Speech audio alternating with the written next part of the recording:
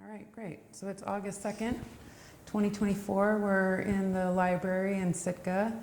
And if you would, could you just introduce yourself, tell us your name and a little bit about your family and where you're from? My name is Herb Didrickson, Jr. I am the son of Herbert and Pollyanna Didrickson, born in '53, Tlingit and Yupik, English and Norwegian. Yeah. So we covered a lot of bases. So where were you born? Were you born here in Sitka? I was born at the Edgecombe Hospital on the second floor. And that's on Japonski Island. Japonski Island. Yeah. That hospital was built mostly for when they had the World War II and then the TB epidemic. Yeah. And a lot of people were brought here for the tuberculosis outbreak. Mm-hmm. Could you sit over here so he's looking He's right looking, here? okay, yeah, we can do Yeah, that. kind of move over. Yeah, sometimes like I've seen in documentaries, it's okay to have a the side profile, Still but slightly aside. yeah, But not as well. right, okay. And how did your dad was also born here in Sitka, right? Was he from here? My dad was actually born in Haines, Okay, and there's a whole different story on that one. yeah, And he was born in '26, but back in then they had the tradition if your wife couldn't have a child, your sister would have one for you. yeah. And that's where that came to be. Oh, And there is a picture, oil painting in the Haines Museum of this guy in a big leather chair, and it's an oil painting that they had mounted up there that was supposedly his dad. your dad's dad? Yeah. Oh, And they asked him one time, because he was in town, that if Dad wanted to meet him, and my dad said no. yeah. So he was happy with his mom and his dad here. Yeah. So his mom and his mom was actually his aunt? Like Yeah. the woman who raised him? Yeah. Yeah. Yeah, I've heard stories of that in Metlakatla too. It was a lot more common in that era if a couple couldn't have kids, to one of your family members would Yeah, have a and kid that for was you. kind of like at the end of that tradition, Yeah. you know, so. And then how did he end up here in Sitka? That's where they came from Hoona. Okay. Dad was from Hoona, I guess back then. And then came here after they were born. They moved here, and they had the first house in the village. Here, like the village over here on Yeah, on Cogwanton? Back Street, or Cogwanton. Yeah, Yeah. Back Street. He was the original Backstreet Boys. Yeah. But yeah, then there they had a Russian cannon that they buried upside down in their yard, that at 9 o'clock at night, no native could come out and no white person could go in to the village Yeah. until I think it was 6 a.m. And who like policed that? Was that just sort of like the general rules and people followed them, or were there people like cops or some like people that were kind of making sure that people followed those rules? I really never did get the stories on that, on the police or anything during that time. Yeah. But there was one that his uncle was arrested for, I think it was maybe fighting or something, but he was in the jail, and he was a trustee, Yeah. and then the cop couldn't find him, and then he comes around the corner with his rifle and he says, "Oh, sorry, I had to go hunting for my mom this morning." So it was pretty friendly around here, Yeah. as far as that goes. And so that house that you said was the first house in the village, that's the house your dad grew up in. Mm-hmm. And then where did you grow up? So what's your I grew earliest, up where did you live? When I was born, they were living in Lower Miller, or Mid Millerville. And that's right from where the hospital, or from where the old boys dorm is, straight across that street. And there was an upper hill with a boardwalk, and then the middle, and then you had to go down around for the Lower Millerville. And this is also on the island, right? Yeah. Yeah. So that's the first house you remember, the house you grew up in. Didn't really remember that, except for all the pictures that we had to keep watching every time some friends would come from out of town. We'd have the slide projector going Yeah. every time, so we got to watch it all the time. Yeah. And with Dad, it was the single slide. Turn it over, put the other one in, and then he'd talk about it, and Yeah. he'd tell a story about every picture. Yeah. And that one, I still have that, and it still works. Yeah. You Yeah. still have all the slides? Yeah, Yeah, it'd be really nice to go through that. yeah. Look at some. Do you remember what a lot of the slides are? Do you think if you went back, you could remember what it was? A lot of family and his other pups, his other dogs that he had. There was another one named Pal, and but we moved from there down to Alice Island, and that's where I remember growing up, is pretty much on Alice Island. I was three or so like that, and Did you It say was- Alice or Ellis? Alice Island, Alice Island? yeah. And that's the one that the tribe been selling the lots on. Were there other native families in the area where you lived, or was it kind of mixed? The whole island was pretty much native, and what was unique about that was we probably had natives from every part of the state living over there. Yeah. They'd graduate from SJ and they'd want to stay, or they'd graduate from Edgecombe and they'd want to stay, and there was always work for them. Yeah. So yeah, it was pretty unique because you got to get along with all of them. Yeah. And one of them is Sarah. Sarah. Yeah. And Corrine. Corrine was from, what's those islands out there? Way out. Aleutians, I think north of that. Pribilofs? Pribilos, Yeah. yeah. And and her story to me that one time was the only time I knew that we had a depression was there was no oatmeal on the shelf, and that's the only thing that she noticed. Yeah. Because they were able to get all their own food locally. Oh, huh? Yeah. Did you guys do much of that growing up, like in this area, as far as subsistence stuff, going out and getting food, being on the water?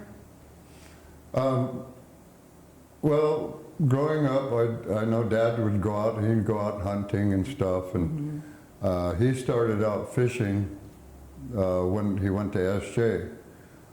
And, well, before SJ, he was fishing on one boat, and he saved all his money through the whole summer, and he came up with $33.10. And he went up to SJ to enroll in school and found out it cost $80. Oh, wow. And so he started walking out, a little bummed about that. And Mr. Yaw called him back and said, I'll cover your year, but next year you have to go fishing with Mr. Hope.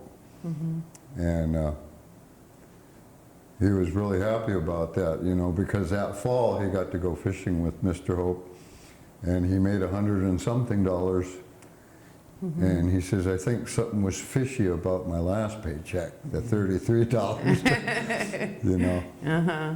But yeah, he got a lot of experience with them, Yeah. and with Mr. Hope, they were the first ones in the state to have a power boat, a power skiff. What was, when you say Mr. Hope, do you know his first name? Andrew Hope. Andrew Hope?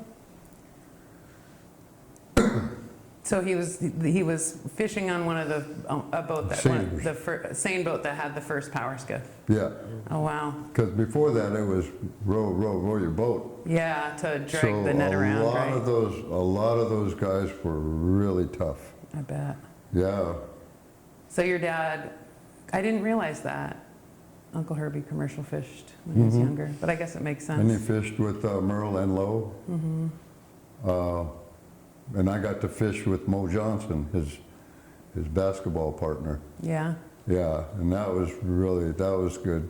I And this was enjoyed all that. seining? Seining, yeah. And then we had Nick Paleo as our cook that one year, and that was awesome. He had the first restaurant on the island at the Safe Harbor Inn. And yeah, he was really a good cook. So did your dad have many stories about his time at SJ? Well, one of them is that he had to go down and check the mail every day. That was his job, and that was before the roads. He'd run on the beach before the Crescent Harbor was there. It was a nice beach. Yeah. But he'd run downtown, grab the mail, and run back up. And the one story he told me was, yeah, the lady was, you got to go get the mail, and he says, I already did. He says, yo, you're that fast? Because he was like, he liked to run everywhere. You know, he was a good runner. But yeah, that was back in the 41, I think, or somewhere around there that he graduated. But he showed me his first medal that they got for field, and it was one of those little flat medals. For Kind of put like on your running neck track or and field? something, you know? Yeah. And he says, that's the first one. But yeah, he had that one when I was in high school, I went and we had our standing broad jumps and stuff like that. I was so proud. I said, yeah, Dad, I jumped 8'6". He says, yeah, I only did 10'2". Kind of dashed me, you know, but yeah, it was, and I enjoyed hanging around Dad a lot. So he'd tell so many stories. Yeah. And then in his later years, he'd run into people and like the kids or something of these people, and they'd mention, oh yeah, my dad played basketball, and if they were from Petersburg, he'd tell them just about everybody on the team, on their team. And, you know, and all the good times they had, because they didn't just go out and play against somebody, they made friends when they were doing this. Yeah. You know, and Dad had friends from all over the state. I told him one time, and I think it was in '76, I said, Dad, if you ran for governor, you'd win just by popular vote. He says, no, somebody would hate you. Yeah. Yeah, so. And a lot of that came from like his like interest, or the cultivation of his interest in athletics came out of like school. Was that like, did that help promote his, like, because I know he was pretty well known for basketball and, like you said, track and field. Was he doing a lot of that when he was at SJ? Well, Was his this after? basketball started before that. Yeah. They had the government school, which was like about 100 feet from his house. And Sam Martin told me, yep, your dad would be sleeping in, and then the bell would go off, and your dad would jump up, get dressed, and be over at the school before the 5 minutes was up. And this And- was in the village? Yeah, Yeah. and where the Nakahiti House is, that's where the government school was. Okay. Yeah, and yeah, he'd be down there real fast, but him and his buddies would be playing basketball, and they didn't have proper shoes or anything. They didn't really know the game, and it was the Army or the Navy that came to town that taught them the basics of basketball. Oh, really? And yeah, they were really happy about that. And the Navy came and they brought shoes for all the kids on the team. Wow. Yeah, they were just ecstatic. Yeah, I bet. Yeah. That's So- pretty cool. So he had a very interesting life Yeah, before school, yeah. you know. So that was when he was pretty young, right? When you're talking Yeah. about the Navy bringing shoes, Yeah. he was a little kid. Yeah, that was before high school, before he could go up. Well, that was, I forget what they started up at SJ, but it was a high school first. And Mom's brothers went there, and you know, they were all from all over. You were either going here or you were going to Wrangell Institute. Yeah. So, but he had a lot of friends from all over that, heck, when I started working, I'd stay at their houses when I'd go work. You know, that's how good of friends he had. Yeah. So where did you go to school here? My first 3 years was on Alice Island. They had an old Army hospital. That was where I guess the Sealing Cove building is now. That used to be a school. Okay. But I went to school in the old hospital part. My teachers were Mrs. Clayton and Mrs. Willis. Her husband was Reverend Willis, and they lived on Alice Island. Because we'd sneak over and grab some of their strawberries. But yeah, it was a good place to grow up, because I had just walk across the street and I was home, Yeah. you know. And But- that was your elementary school? Yeah, and they built this new school, but I didn't get to go to it, because the next year I had to go to school at the Baranoff School, Oh. 4th, 5th grade. Yeah. And yeah, and I was very upset because I wanted to go to the new school. They had a gymnasium and everything. Yeah. Yeah, and but as far as the other teachers, we had a music teacher, Mrs. Cook, and we always waited for her to do the tone. They had a little, and then we all start singing. And I could never figure out what that thing was for. So why did you have to go to the Baranoff School and not the new school? Because that school only went up to 3rd grade. Oh, gotcha. And after school, we'd come back on the shore boat and get on the bus, and I'd get off at the, where Search has their new fitness building. It was the, what's it called?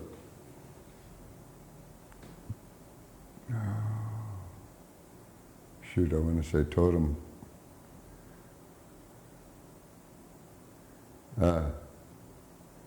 Anyway, it was a club back then, but I'd get off from school and go over there, because that's when it was like a daycare or kindergarten, and Mom was teaching there. She worked at a laundromat over there, and then she worked as the daycare or the kindergarten. And then she started doing typing and everything and becoming a secretary, and then she worked up at the Edgecombe High School as a secretary. And then she moved on to secretary for the school clinic, which was up where the eye clinic is now. And yeah, and then after that she went and worked for the feds as a fish and game law enforcement branch. Yeah, and all those guys listened to Polly. Yeah.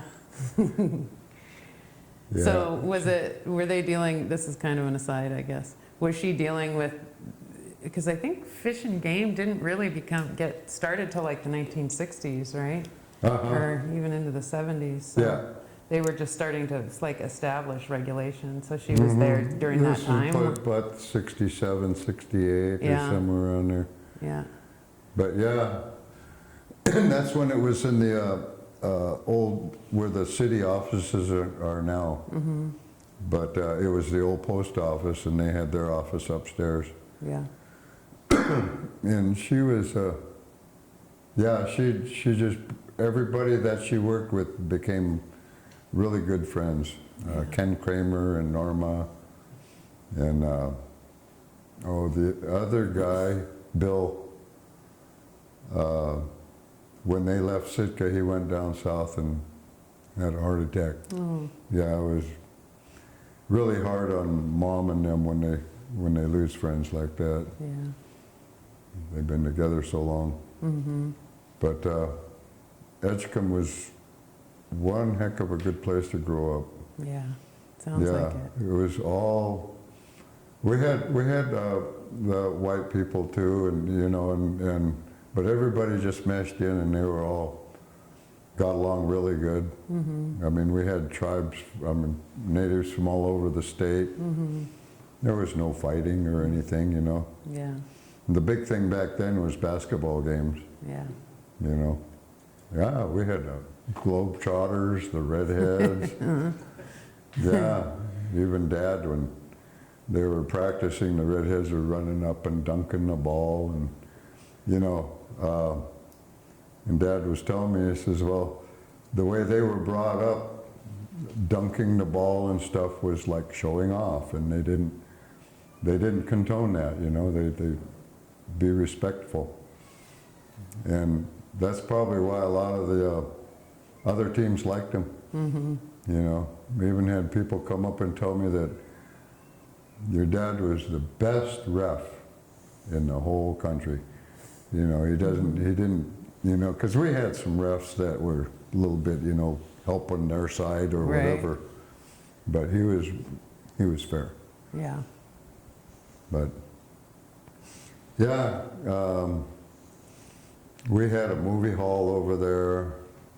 There was at the auditorium up at the high school, they had a bowling alley downstairs where they have their pool hall now, and me and my brother got to be pin setters for a quarter. Yeah, that was fun. And what else? And this was all on the islands? Yeah. Yeah. Yeah, and yeah, you had to catch the shoreboat, and heck, we'd have snowball fights with the Coast Guard on the way by, you know, and they'd be throwing it back at us, but we had a lot of fun. Yeah. So tell me, can you describe what the shoreboat was? Like what it was like using that and what it was? They had 3 shoreboats, the Teddy, the Arrowhead, and the Donna, and then the Dorothy was the grocery boat.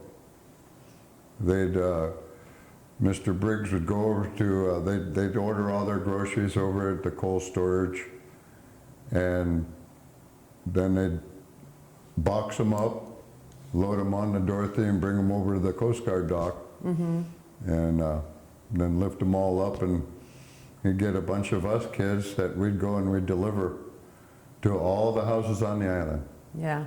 Yeah, and that was pretty cool. But and then about, I think 14, I became the newspaper boy. So I had the biggest newspaper part on the whole island. Yeah. I had like 80 people. Wow. Yeah. So, but when I took over from, it was Kevin McHale, which was Viola Bell's son. He had the newspaper and he said he's going to give it to me, and I said, okay. Well, first thing I had to do was like drop about 40 people that weren't on there. Mrs.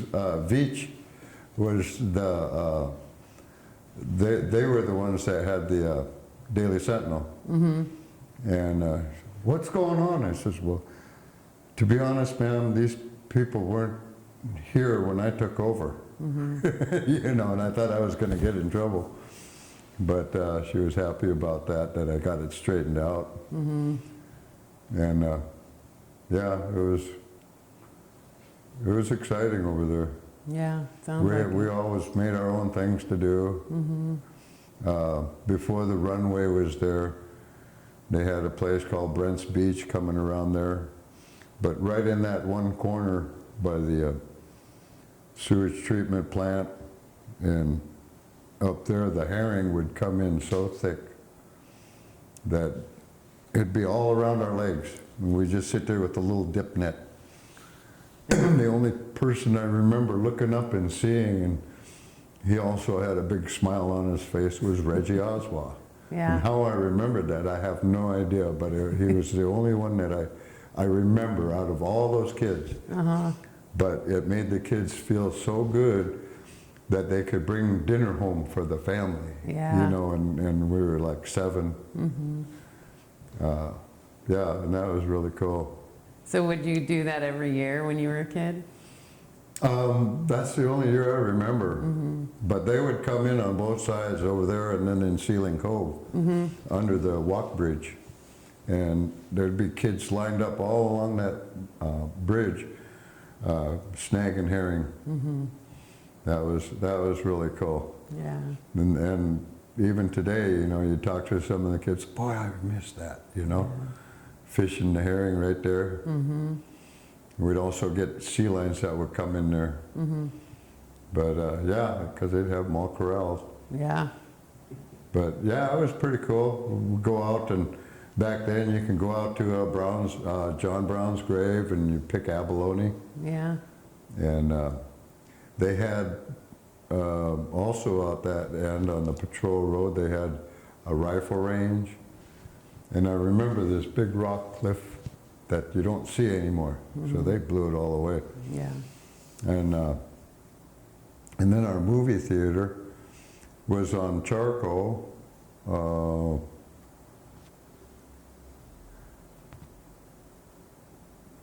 Probably right. There's still a basketball court over there, and it was right past that basketball court that they had the movie theater, and I remember them doing starting the runway, and Mermaid's Cove. They were blowing it up, and that's where we'd go and camp out and picnic and everything, because there was at low tide you had a nice big sand dune there, and it was that's where Isabel Brady taught me how to swim. Oh, wow. Yeah, And it was called Mermaid's Cove. Mermaid's Cove. And that went away when they That's put the right runway where in. the runway is right now. Yeah, and we even had a humpback whale go through there at high tide. Yeah, That was pretty cool. yeah. But we used to have so much wildlife out there, whales, killer whales, sea lions during herring season. Yeah, It was really nice. yeah. And yeah, but she taught me how to swim dog paddle. Yeah. Yeah, and it was years later, about,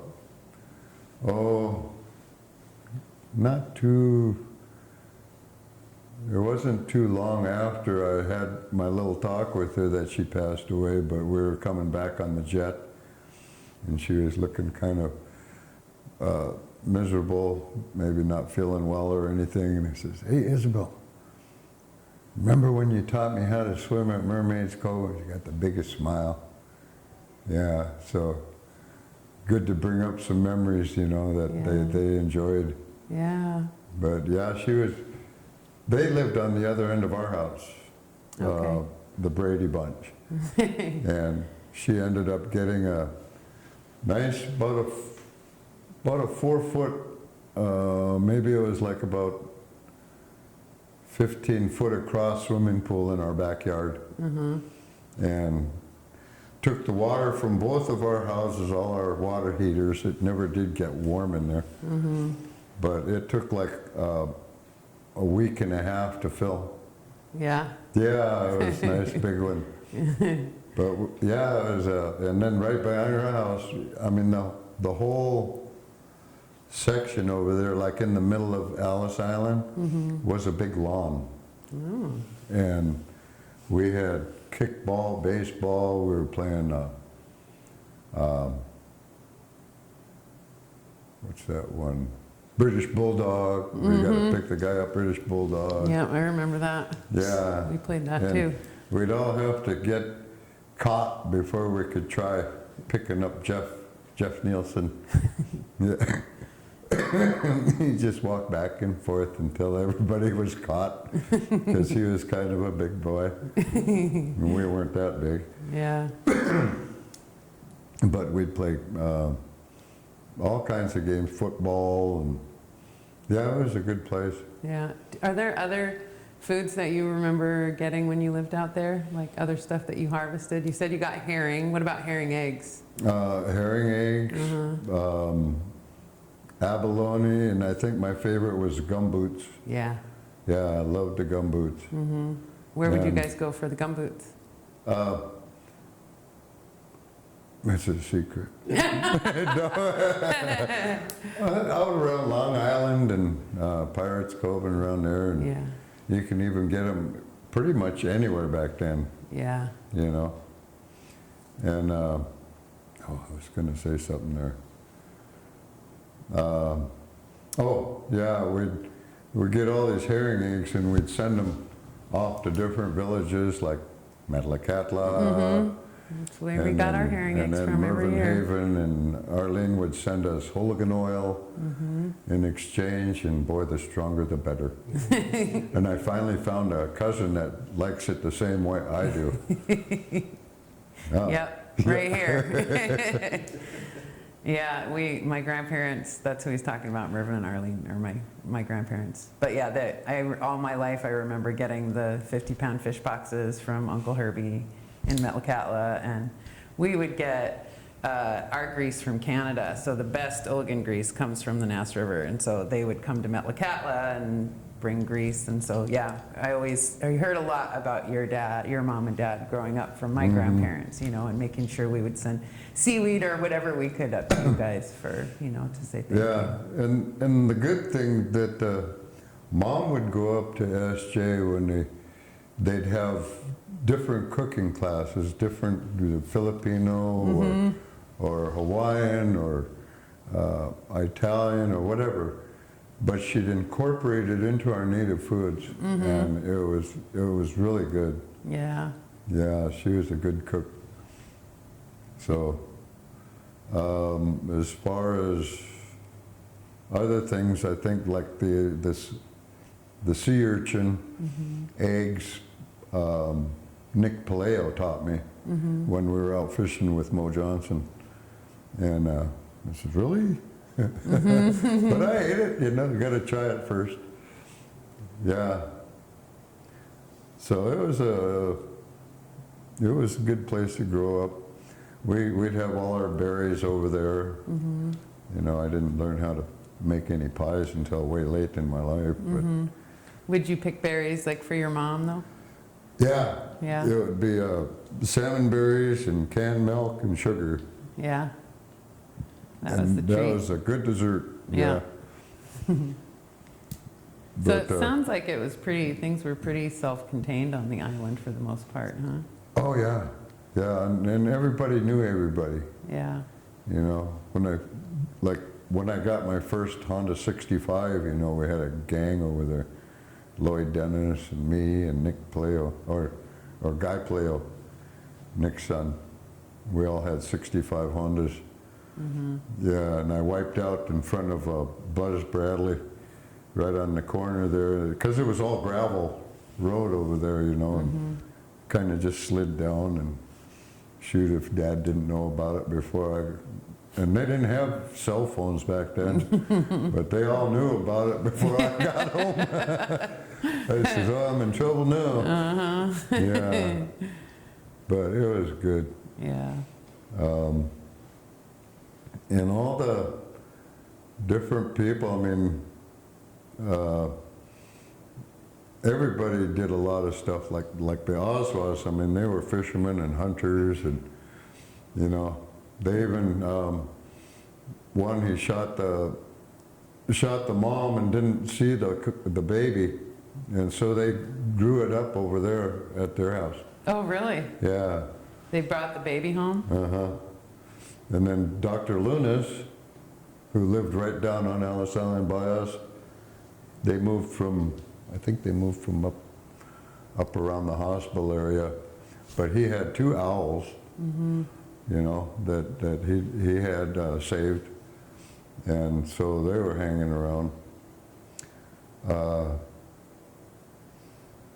As far as other animals that, you know, we'd end up deer walking around over there, over by the school, and then yeah, it was a, but nobody would shoot that one. Yeah. Yeah, there was 2 of them. But yeah, that's when the right across from the Coast Guard dock. That's where our dock was for all the little boats and stuff. Like the shore boat? Yeah. Yeah. Well, the shore boat would dock up there, but everybody had their personal boats. Gotcha. And me and my sister would go down there and fish with bacon. Yeah. What were we catching? Tom cod. Yeah. But yeah, it was a lot of fun. And then on like July 3rd, they'd have their fireman's picnic over there, and boy, all the kids were just all so excited they'd be working up to it, you know. And they'd have races and food booths and a lot of this stuff that, you know, like it would be like donated by the people and stuff, you know.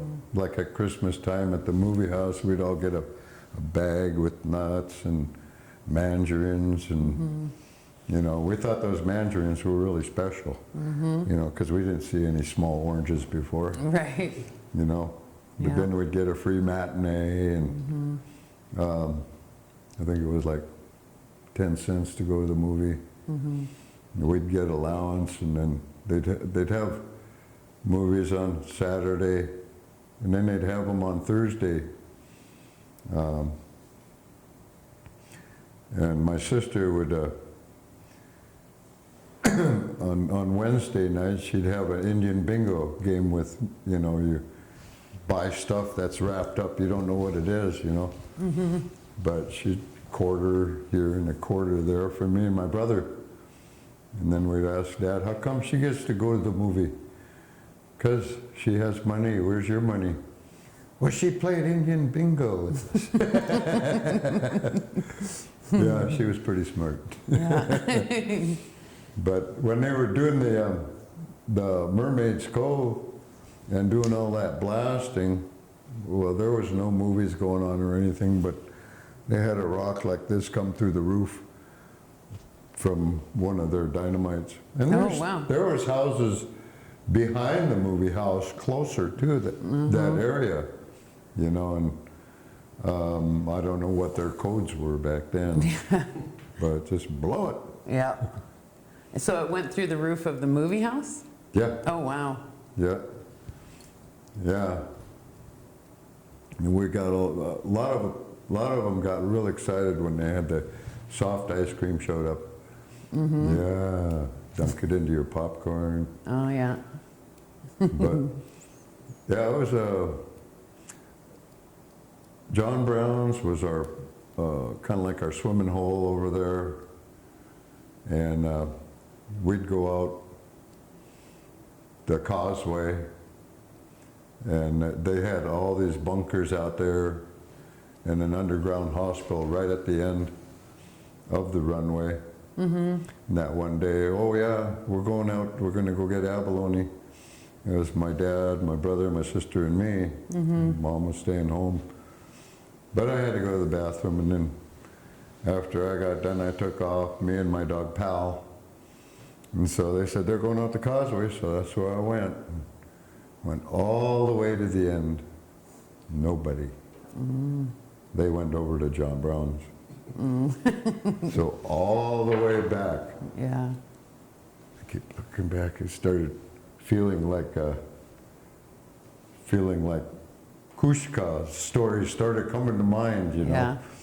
And by the time I got to the end of the run, the causeway coming back, I really started running. Yeah, it was you could feel it in the back, you know. Yeah. It said they're watching me. Yeah. But even when because they had the dump out there too. But when we were like teenagers, we had our little private spot out there on the other side of the bunker. There was the dump, the bunker back here, and then we'd go over on the other side. That was our teenage party place. And, yeah, I remember we were gonna take all this wood and build an A-frame, you know. We didn't get to because we were out there and we transported all this wood, and the only guy we passed was Mr. Thrasher. And next morning we went out there and no wood. We were devastated. So that was the end of that. But yeah, I take my dog everywhere, Pal. He'd follow me all over the island. Yeah. And then Dad's shop was over there. He did upholstery. And I'd help him with that. I'd do all the stripping.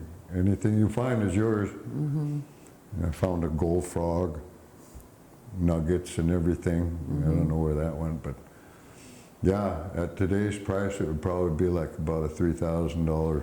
Yeah. Yeah. And you found that where? In one of the chairs, one of the chairs that I was stripping for him. So people would bring in stuff to get reupholstered to your dad? Yeah, well, back then mostly it was government furniture. Nobody owned their furniture over there, it was, unless they went and bought it. But why when it can get reupholstered? Yeah. You know?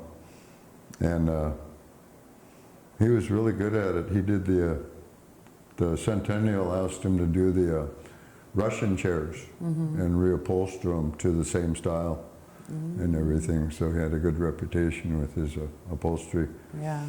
And he went down to PA and taught them down there. And then when that closed down, he became a teacher, driver's ed teacher and upholstery teacher at the Edgecombe School.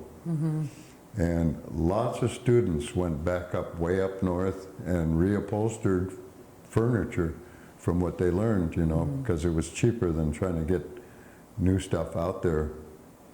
You know, it cost a lot. Nowadays, you could buy a new couch and it'd be cheaper than having it reupholstered. Right. You know. Yeah. But and then he ended up with a World War II parachute, but he'd make out of the wood shingles from roofing. He'd make little sailboats, and we'd sail them across the Sealing Cove. Oh, wow. Yeah, yeah. He'd have a little silk sail, and take the end of a tin can after opening it for the rudder. Yeah, it was pretty cool. There was a lot of things that, you know, we'd hang around together and do. And when he'd walk slow, that's where I learned how I think it was I called it his mosey. You know, I was just taking his time.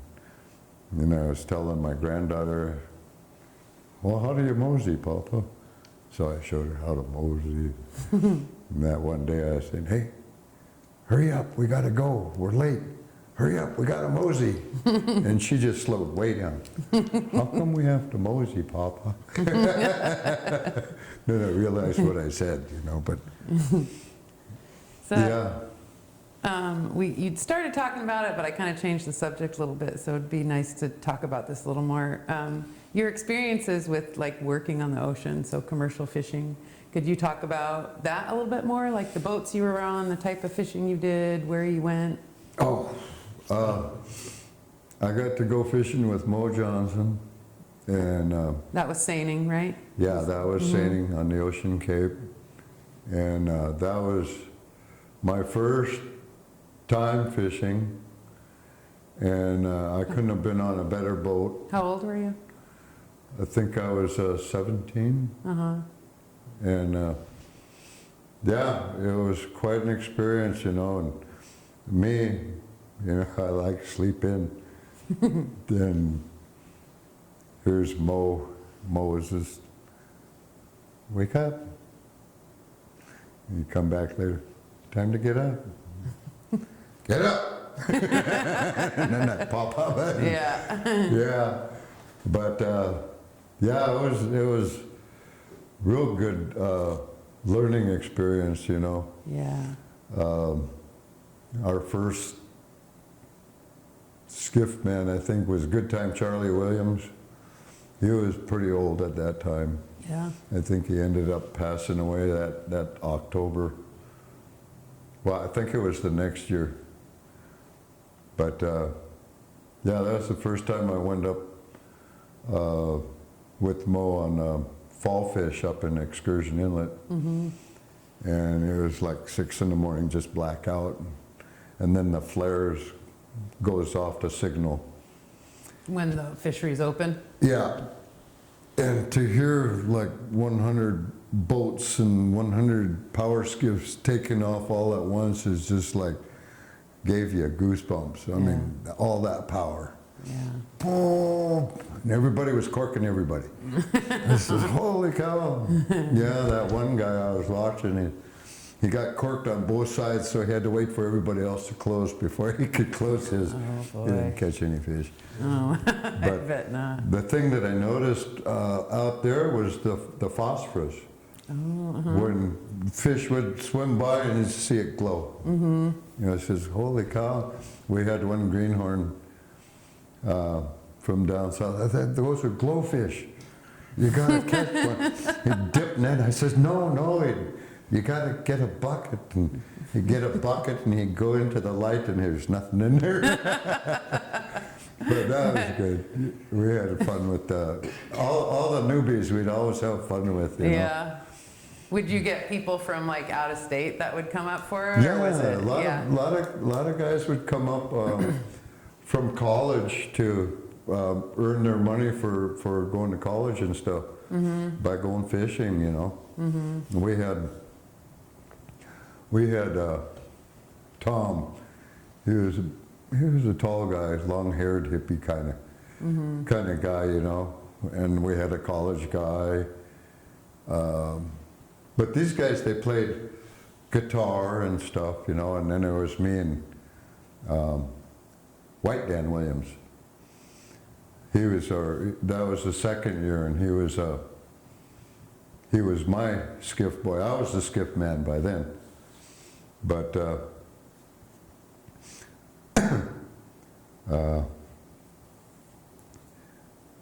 shoot, lost my train of thought there.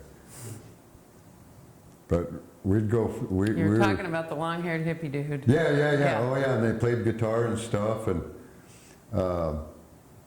I forget where we were. I think it was down by Noise Island.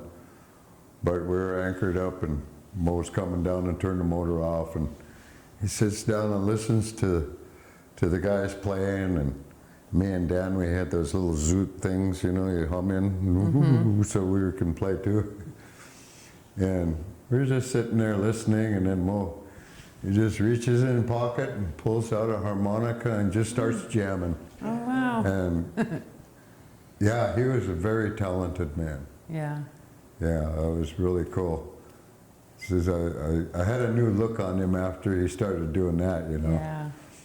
And then I got to I got to play basketball on his side against the other two guys down in Steamboat Bay. And me and Dan, we went into Craig and we went uptown, and then we saw this guy from the uphill bar pointing down to the dock, and we knew they had the only boat down there was ours, and thing was on fire. Yeah. Oh. Yeah, we ran down and all you could see was diesel hoses, and Mo got down there and found a little water hose and put the fire out, and then the volunteer fire department wanted to break down the engine room wall, and no. But we lost all our electronics.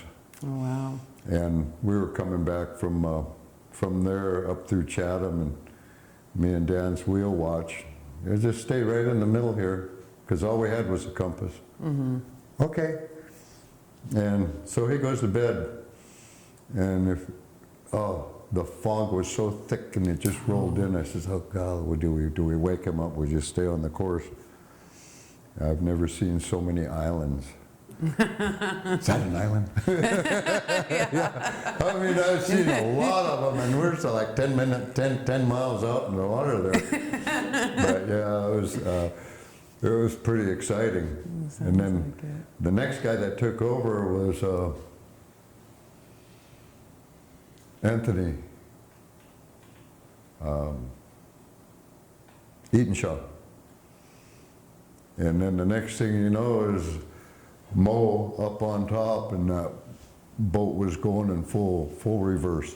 We ended up at the very head of Kelp Bay, and Mo couldn't figure out how we got all the way up there without hitting a rock. Yeah. Huh. Yeah, because there's lots of rocks in there. And it took us probably a couple hours to get out of there. But yeah, it was real good learning experience to fish with Mo. Where was Mo from? Do you know? From here, as far as I know. Was he a native dude? Yeah. Yeah. Yeah. Singit? Yeah. And his son owns the Cloud 9. Okay. Mo Jr. Okay. But yeah, Mo he'd have that funny style, and he could shoot it and make it from half court. Yeah. So how long did you fish with Mo? 3 years, I think it was. And then I went power trolling with my brother-in-law out of Craig, the Hamiltons, Fred Hamilton. And he had a 36-foot double ender, a real Norwegian boat, you know, had a 5-foot draft. And the thing I remember the most was your bunk was about like that. You crawl in, and if you wanted to roll over, you crawl all the way back out, roll over, and crawl back in. Oh boy. If you were claustrophobic, you know, you weren't going to be working on that boat very long. But 4:30 in the morning, I'd be out there fishing. 9 o'clock, I got to go in and cook breakfast. And going from 46 degrees to 95 degrees, cooking bacon and rocking and rolling, I was going by the captain every morning. Where are you going? Yeah, you can't say that, but I'll be right back. Yeah, and the last day he says, "Oh, I'll cook breakfast." Oh, about time. We didn't have any bacon. So yeah, and, I fished with him one year there. And then the next fishing I did was later on in life when I went longlining with Casey Phillips on the Brisk. And he's out of Pelican. I think he's living over there right now. But yeah, we went all over. We even went down to Washington to do some longlining. And our other partner was supposed to scope out the area and know where to go. And it was supposed to be like 100 miles out on the sea mountains out there. I think we ended up 40 miles out and set gear and woke up and all these draggers around us. The heck are we doing here? Yeah, so we had to pull our gear up pretty fast. That was about 40 miles out in front of Nia Bay. Yeah. And when got most of our gear on, and I seen that this jet flew over, and I looked up. It was Coast Guard, and you could hear on the radio, "Nothing down here." And we were in back baiting, and looked up. And, "He's lying to you, Casey." Because that Coast Guard ship turned straight over and just started going fast after us. Wow. And here they come. And when it got close, I says, "Holy cow, look at that." It was the Sorrow. It was the first Coast Guard boat I remember being here on the island. That's the one I was throwing snowballs at. Yeah. Yeah. So I thought it was decommissioned long ago, but here it was still going. Wow. And that was in the 80s? Yeah, in the 80s. And to see it still running, I said, that kind of made me happy, you know. But we fished out there, and then didn't realize we can keep everything we caught. Go move that ice around. I moved about a ton of ice. Then the Coast Guard guy came down and moved all of it and found all of it. And it didn't matter. And then he went and washed his hands in the bucket, and nobody would shake his hand because that was the toilet. I said, no, be good. But yeah, we had a 5-gallon bucket. Yeah. But it was good. I enjoyed learning the long lining. I mean, I got to learn the long lining, the trolling, and the seining. You know, and that was, they all had their own little blessings, you know, that you enjoyed about it. In fact, we were down in Redfish Bay on the Ocean Cape, and I think the Baranoff Queen, Carl Kerr, was down at the head of the bay, and we had that earthquake. I had that big one that was here, but we were inside and anchored up. In the middle of the boat, it just started. Take it out of gear, Mo. He said it's not in gear. And then he turned the radio on and said, the earthquake. You guys want to go out to the deep ocean? Of course. And he called Carl Kerr, and Carl Kerr said, no, we're not going. We just had an 8-foot wave up here that washed up on shore. And that reminds me of when we had the '64 earthquake, and on the Easter Sunday, and we were down at the Totem Square. I don't know if we just got done with church or what. The sirens started going off, or Dad went down to the rock wall, and just then he said all the water just went out of the channel. Oh, wow. And so he was hot-footing it back to the car. So we go up to Charlie Olson's house. They lived on Bjorka Street. Like that was really above high, you know. Yeah. But we hung out there, and it's all years later that you find this stuff out, you know. That wasn't that high. When we had the tidal wave alert on the island, when they first started having us evacuate, we went down to the warehouse, which was down at the dock shack, right at sea level, by the Coast Guard place, in a warehouse there. And I think somebody finally figured it out. Why are we coming down to sea level? Getting closer to the water. Yeah. So we all started going up to the hospital, you know. I says, yeah, they're trying to get rid of us. But yeah, it was different things like that. And even the last one, I was talking to Don Jeske, and they were docked at Sealing Cove when they had the Japanese earthquake. And he said, and the water just go out then it come back in. You know, we only had a tidal, kind of like a tidal surge, but no wave or anything. So, were there, was commercial fishing something a lot of people, like, especially, I'm interested in hearing like about like the native community especially. Like, was commercial fishing important for, like, around the same era that you were fishing? Were there a lot of native people commercial fishing then too? oh yeah, Building boats. Yeah, we're getting there. they had guys that we had like maybe 4 or 5 boat building shops right on the beach, and was, My which dad beach? was- Like, where on the island, or where was it? Catlean. On Catlean? yeah, and these guys, they were building this one guy, he was building his boat, Shaner, and as soon as he launched it, the Navy commandeered it. Really? Yeah.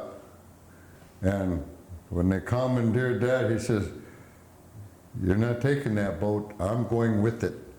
So he got enlisted right there. Oh, wow. Yeah, because that's his boat. Yeah. Yeah. So what? We had 40,000 troops around here. Yeah. And So was this World War II? That's why they they commandeered it? yeah, Wow. yeah, all that work you put into it. And say, "Goodbye, boat." Yeah. No, they were good about letting him join. Yeah. And Seeing as they're taking his boat. I went and joined Job Corps in '73. Me and Eric went down there to Yakima, and the maintenance guy that was teaching maintenance, I said, his name was Roy. I can't think of his last name. He says, "Yeah, I remember that."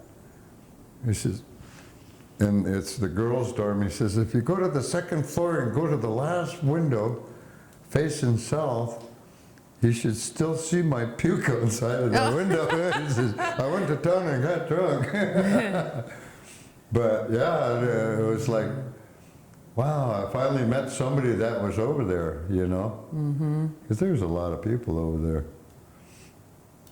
So what more do you remember about boat building in the area? Because there were, I know they trained shipwrights here, right? Oh, I don't know about shipwrights, like different people got into it. On the island, the one that the heritage people are trying to save was Robert Modrell. I grew up with his son Jim, and we'd go hang out down there. He'd do all the repairs and everything, the recorking, everything on the shore boats.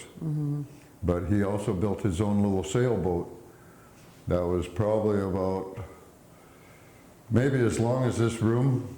Yeah. Yeah, and they had 8 kids.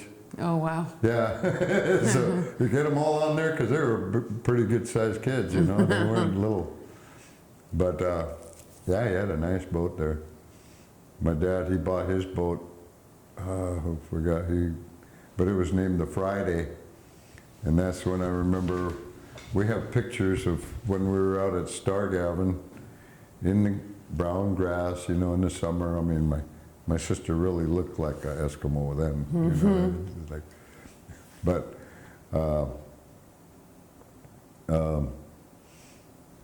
his boat was called the Friday, Yeah. and it was a car engine. You know, first gear to take off, second gear to troll, and third gear to boogie on out there. And I don't remember that boat too much because I don't think it lasted that long. I got one of them second-hand or third-hand boats from somebody. Yeah. It's just like his truck. He had a Ford truck he bought from Augie Anderson for $300. And about a year and a half later, or 2 years later, he sold it back to Augie Anderson for $300. And then he bought a station wagon, 63, 64, the one with the fins. But we ended up going down to California in that, Oh, cool. to Disneyland. Yeah. Yeah, us and I think it was the Langs, Roger and Ellen, or the, yeah, I think it was them. Mm-hmm.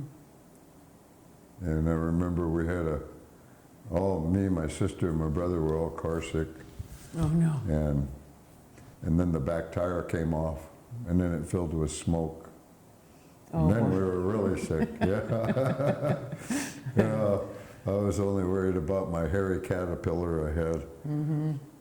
But yeah, we ended up taking off, and then my brother and dad stayed, and then they went up through Canada to get to Prince Rupert, and then dad ran out of gas and left my brother in the car to go get gas, and somebody picked him up and gave him a quick turnaround, because up there you don't know how far it is to the next gas station.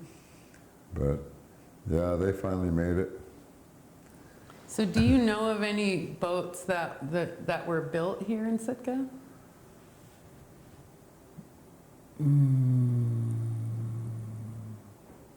Or was it mostly just working on Well, boats? the only ones that I can recall was like the Princeton Hall, SJ2.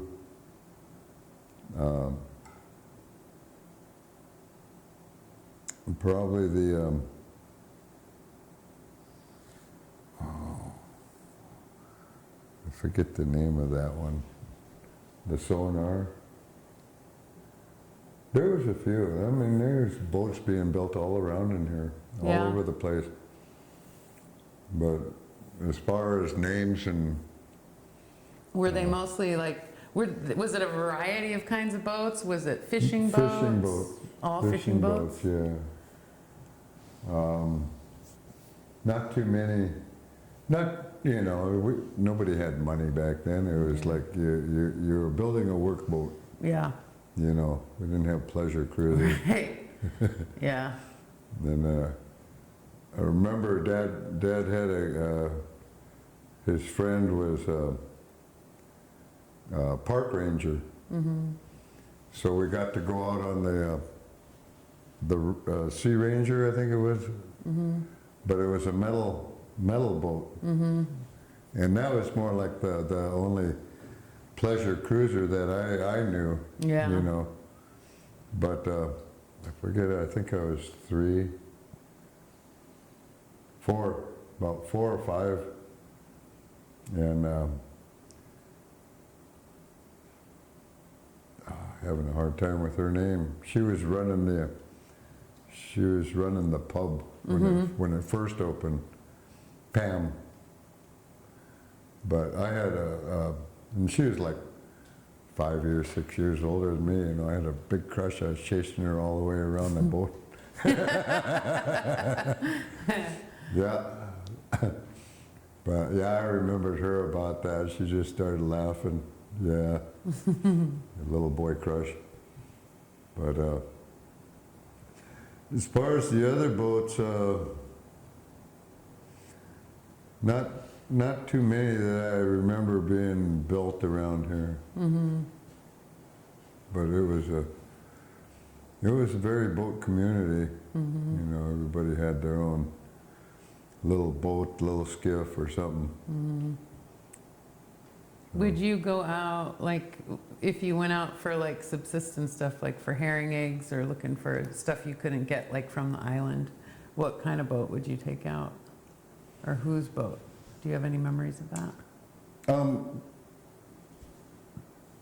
Dad bought one, it was a fiber foam but he bought that from one of the guys that was working over there, and I'd use that one, go out and get herring, set branches and stuff.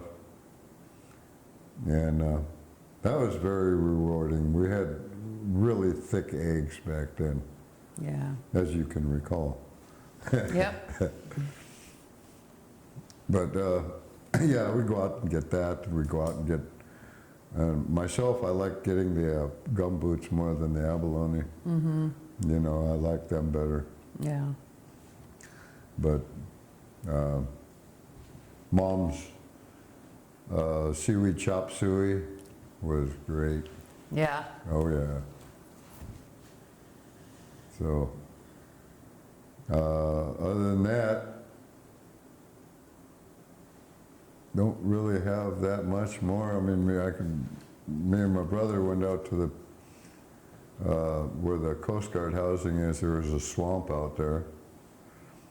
And me and him picked this tree out. It's going to be a Christmas tree. And chopped it down, and we could see all these people kind of giggling at us as we were towing our tree home on our sled, and couldn't figure out why they're so happy. And we got home, and Dad got a big smile on his face when he came out, and then he cut the tree in half, and it still hit the ceiling. So we had about a 16-footer. Yeah, boy, we were sweating too. Yeah, you seem to have a lot of good memories of growing up on the island there. We had big plans. Yeah. So in summation, what would you say is the best thing you could say about growing up in Sitka and being on the water? We're really close to it. Yeah. You can go 5 minutes and you're in the woods, and you go 5 minutes, you're in the water. Yeah. But yeah, everything is, you know, there wasn't that many housing, you know, like all over the place like it is now. And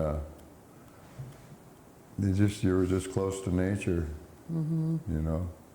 I mean, and on the island when we'd camp out, I mean, we were out in the woods and everything, but we never had to worry about bear. You know, because they weren't swimming over to Chaponski. Yeah.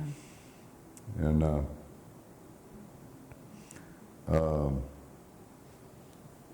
the camping out, and I remember some of the cold, you know, cold winters and big storms. When you get the big storms before the runway, we'd have rocks like that coming washing up on the beach right on Ellis Island, all the way to the road. But there were some big waves back then. We loved it. We'd go, and me and my brother would go down there and playing at the little bay right at the end there. And the only thing I remember that one time was, man, the water's warm. You know, this was like in November, you know, but we were a lot younger then too, it didn't matter. But they'd have the bus system that would go around the island, pick everybody up, just like a regular bus route. And we'd run out there, because all the island was steam heated. So all the steam pipes would be under the road. So you'd have a big bump where the steam was. So the bus had to slow down, and we'd go out and hooky bob. Yeah, till the next one. You had to let go before the next one, otherwise you just got slush in your face. Yeah. Had a lot of different, unique people. I mean, everybody was actually really, really friendly. You know, not like today. Everybody would be, you know, they'd talk to their neighbors, and you know, we'd have, you know, especially when they'd have the 3rd of July picnic and everything. Everybody was having fun. Yeah. And everybody got along, and if the kids were, you know, not behaving, well, they didn't need a cell phone. Everybody knew about it. They just tell you, you'd be in trouble before you got home. So, you know, there was good communication between all the adults on the island. Yeah. With different things. Everybody kind of looked out for each other. Yeah. Yeah. Yeah. But we, as far as I remember, me and my sister and my brother, we really didn't, you know, unless there was herring, we didn't go out and do too much of the other fish. We didn't even know about, you know, the rivers in town yet, you know. But it was unique. And everybody that grew up there, Cody Harden would be a good one to talk to. She remembers a lot of that. And she's from They were from South Dakota or somewhere. Yeah, and she'd say, boy, this place feels so safe. Because down there, they'd have people popping rounds off at their reservation and stuff. Yeah, And we never had to worry about that. yeah. We didn't know what prejudice was. It was a real unique community, you know. And that's what one thing that Dad was always fighting for. Just everybody be friends, you know. He hated prejudice, Yeah. you know, and he didn't care who you were, what color you were, or anything. Do you play basketball? Yep. Then if you were tall and you said no, oh, what a waste. Yep. Sounds about right. Yeah. All right. Well, thanks, Herb. You're welcome. Appreciate you I taking enjoyed the time. that. I Yeah. needed to get that off my chest. Yeah. You know. Well, it'll be on record now. But we'll, I I'll hope talk. I didn't incriminate myself. No. Well, we'll talk you through the consent form.